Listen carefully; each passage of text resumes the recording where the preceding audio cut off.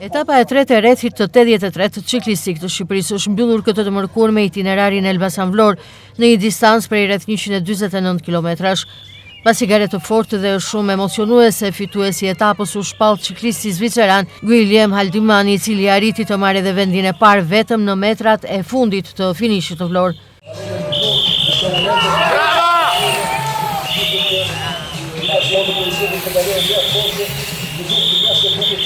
Pas 3 etapave të zhvilluara deri më tani, renditjen e përgjithshme të rrethit ciklistike kryeson pikërisht Guillem Haldiman, duke konfirmuar edhe formën e tij të shkëlqyer në këtë edicion të garës.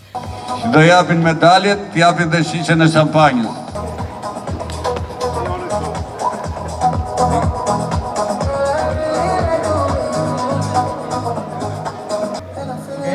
Today, Guillem Haldiman became the holder of the yellow jersey because he is now in the first position of the general classification.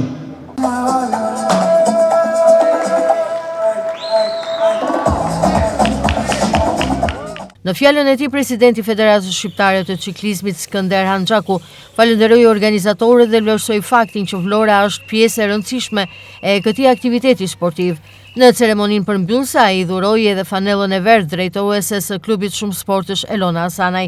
Sinqerisht ndihem jashtëzakonisht mirë, për arsye se është një popull që ka shumë vlera këtu në Vlorë. Megjithëse edhe unë kam lindur në Vlorë. Jam një simpatizant i veçantë i Vlorës dhe në emrin e Federatës Shqiptare të Ciklizmit për të zonjën e shtëpisë plus fanellës verdhë plus mirënjohjes që do ta lexoj zonja,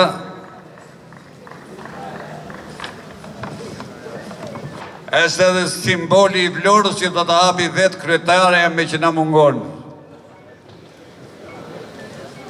Më vjen shumë mirë që Xhirua 83 ciklistike përsëri ka një destinacion qytetin tonë, një qytet që është ambar dhe ka traditë sporti në të gjitha disiplinat, pse jo edhe në ciklizëm. Më vjen mirë që marrin pjesë 18 skuadra nga gjithë bota dhe ekipi kombëtar shqiptar. Më vjen mirë që edhe dita sot ishte shumë e bukur dhe mendoj që edhe gara ka shkuar shumë mirë. Falenderoj dhe presidentin e Federatës Ciklizmit, që është një shtyllë shumë e fortë për një aktivitet me përmasa të tilla.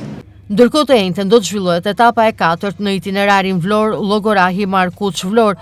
Në edicionin e këtij viti morën pjesë 18 ekipe nga Shqipëria dhe vende të ndryshme të Europës.